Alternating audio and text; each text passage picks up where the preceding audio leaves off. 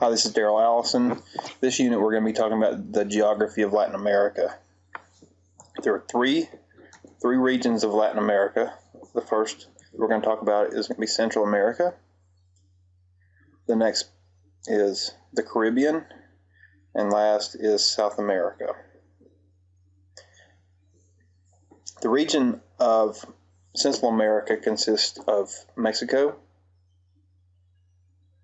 Guatemala, Belize, El Salvador, Honduras, Nicaragua, Costa Rica, and Panama. The Caribbean is made up of two different island chains. The first one being the Greater Antilles, which is this island chain right here. That consists of Cuba, the Long Island right there, Jamaica, Haiti, the Dominican Republic, and that's one island split almost down the middle. The piece of land to the left is Haiti, and to the right is the Dominican Republic. And the last one in the Greater Antilles is Puerto Rico. And then you have the Lesser Antilles, makes up of these small island chain just to the east, and the island chain is running north to south. Then the third and final region that we're going to talk about is South America. And South America starts with Venezuela and Colombia and runs south down to Chile, which is on the western side of South America, and Argentina, and they meet at the bottom. Now, South America is only 500 miles from Antarctica, so the region at the bottom of South America can become extremely cold, almost Arctic-like.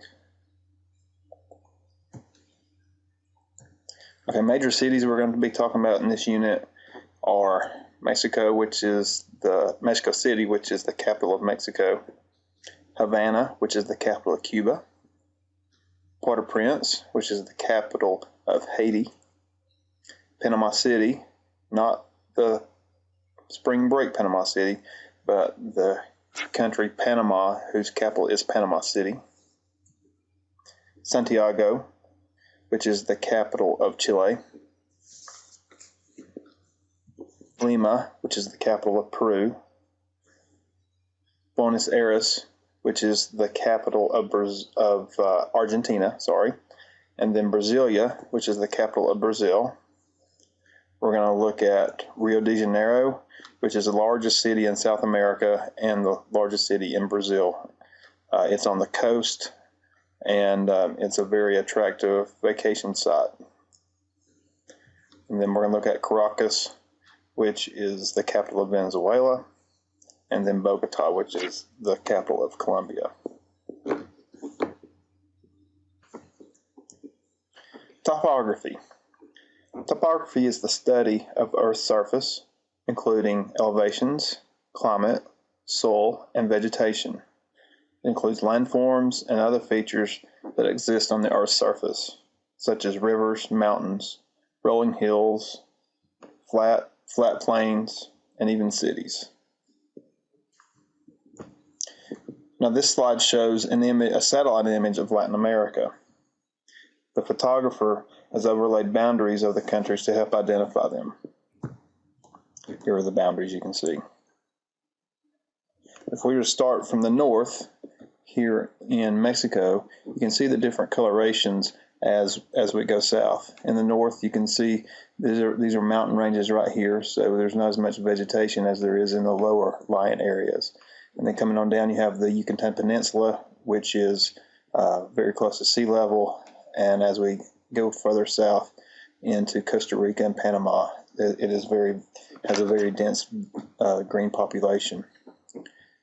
We can take a look at the Caribbean, for the most part green. And then as we get into South America, you'll notice that the country of Brazil is extremely green. It's a darker green than any other spot in Latin America. And that's because Brazil lies very, very close to sea level. This is mostly rainforest, and it has a canopy over the top of it that makes things very, very green, and there are no mountainous areas in the country of Brazil. Now, down the western coast of South America, you can see the colors change all the way from top to bottom. You got very green vegetation at the top, and then we hit the Andes mountain range, which runs right through here. And these mountain ranges can be as high as 13,000 feet, all the way down to the bottom of Chile and Argentina, where again it's Arctic-like weather down there because they're only 500 miles from Antarctica. As I mentioned earlier, topography provides us with elevations of land. This slide has a map key and indicating the elevations in Latin America in terms of feet. Starting at the bottom, the green key indicates 0 or sea level all the way up to 650 feet. And as we go up the key, the different colors represents a different change in elevation. On the map, you look at the Sierra Madre Mountains in Mexico, and they're around from the 6,500 to 13,000 square feet in elevation. And then right below at the Yucatan Peninsula, we're back close to sea level again. And then as we analyze South America, we can see the Andes mountain range. And this mountain range is over 13,000 square feet in some areas, 13,000 feet in some areas. And then as we go on down to the Patagonia and the Pampas area, the elevation does decrease. Brazilian highlands, again, 16 to 6,500 square feet. And then as we get to the Amazon basin, it's extremely green and it's very, very close to sea level.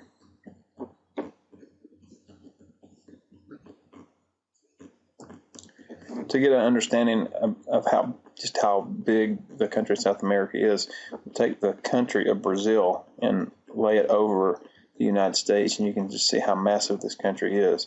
And the majority of Brazil is rainforest, and the Amazon River runs through it. So there's tributaries that branch all over. Here we have a picture of the United States with the country of Brazil overlaid, just to give you an idea of how big the country of Brazil is.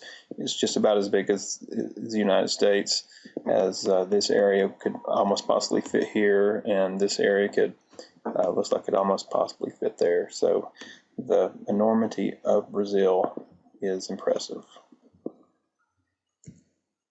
Next, we're going to look at the bodies of waters. These are the bodies of water that we're going to study and learn about in this unit.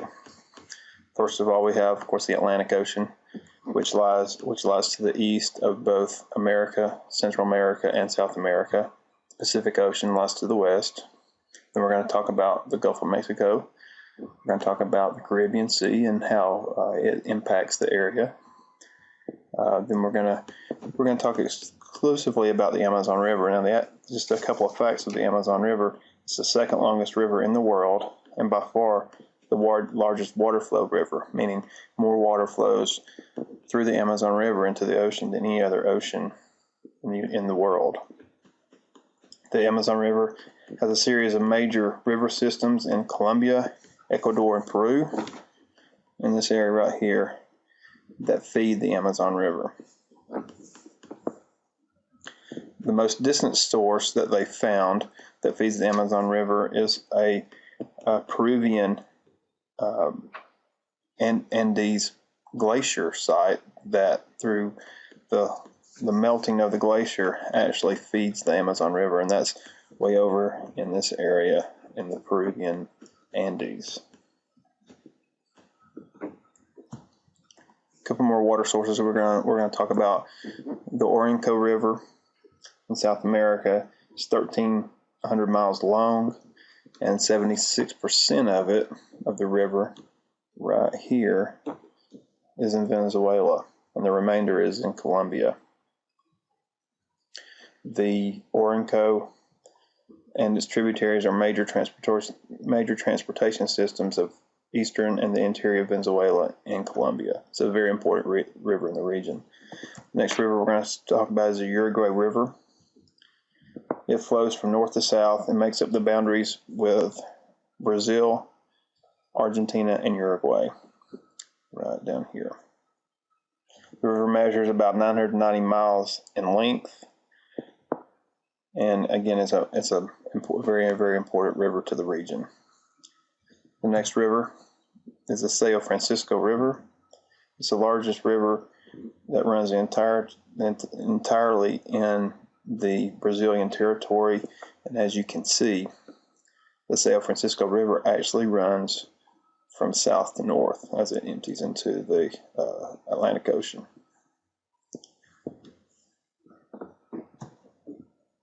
The next body of water that we're going to talk about in this unit is Lake Titicaca. The lake is located in the northern end in the high basin in the Andes Mountains. It actually borders Peru and Bolivia, and this lake is the highest elevated lake in the world, and five major river systems actually feed the lake.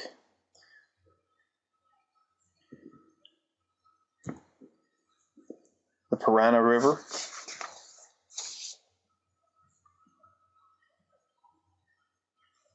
is a very important river that runs through Brazil and down into Bolivia. The Parana River is a major traffic flow for industry through the country of through the continent of South America. Now we're going to look at mountains and peaks.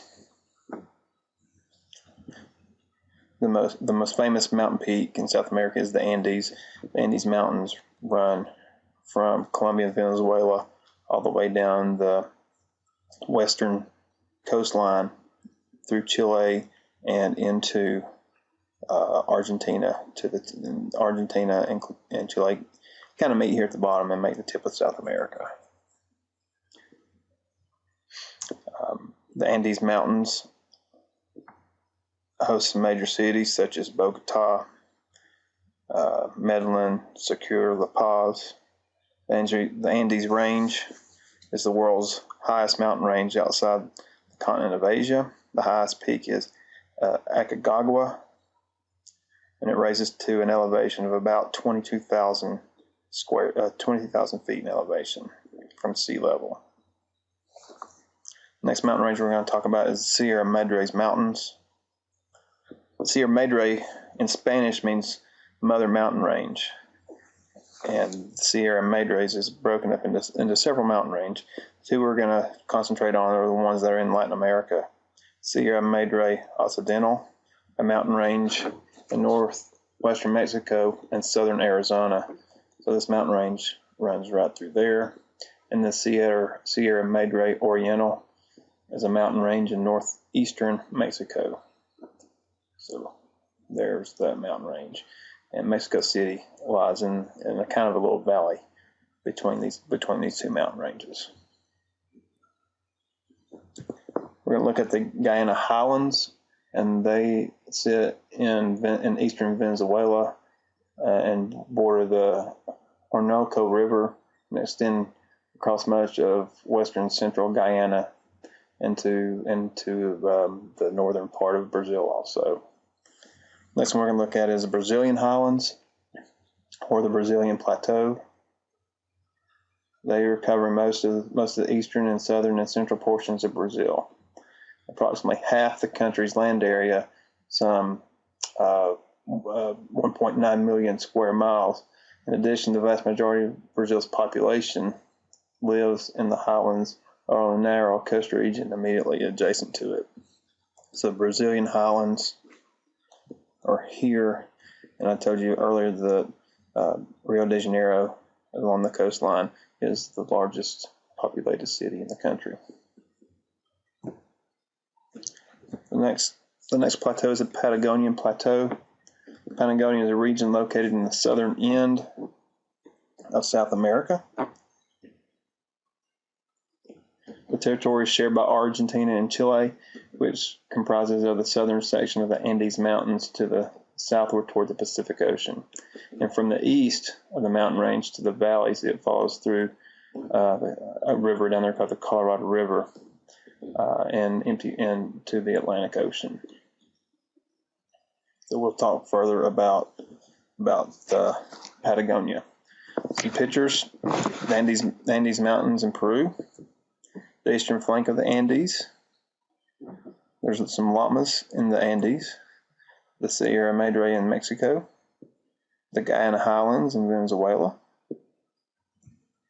and the Brazilian Highlands in Brazil.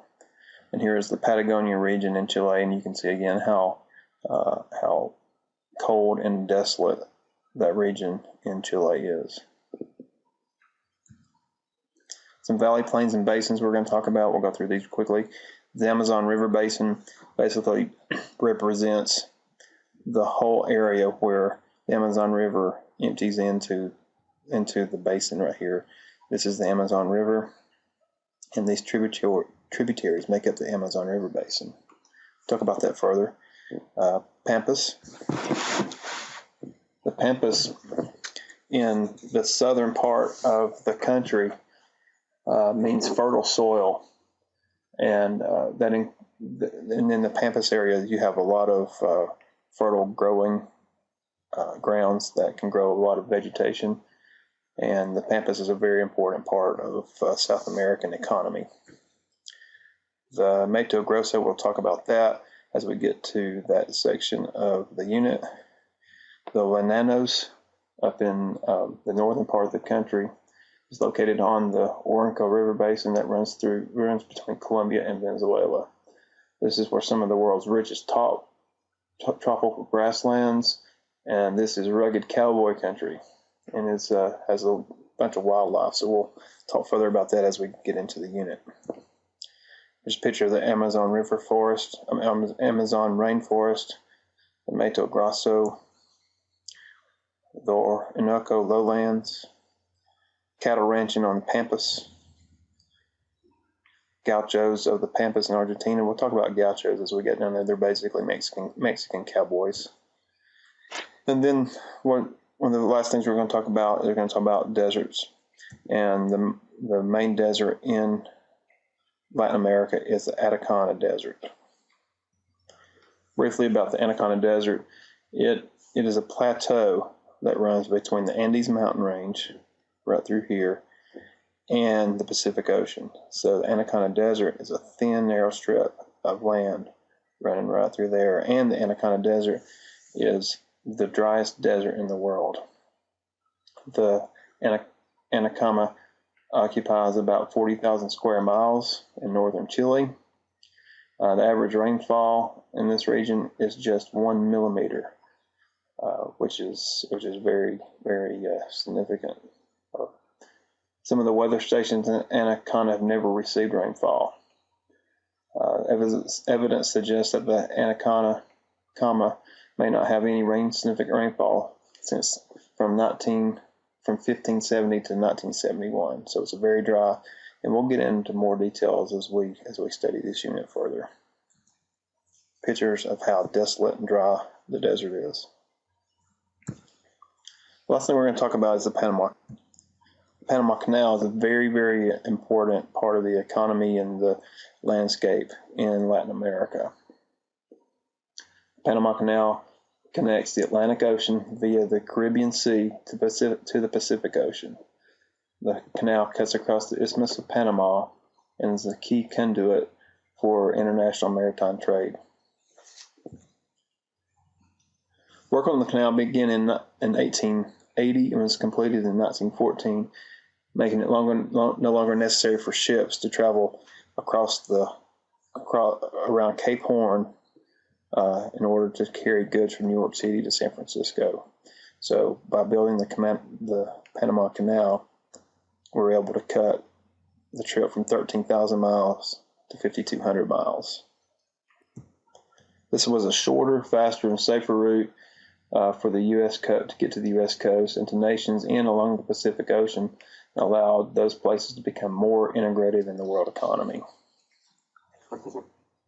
Ownership of the territory that is now the Panama Canal was first Colombian, then French, then American before coming under the control of the Panamanian government in 1999.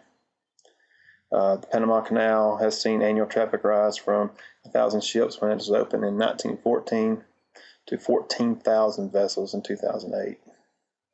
By 2008, more than 815,000 vessels had passed through the canal.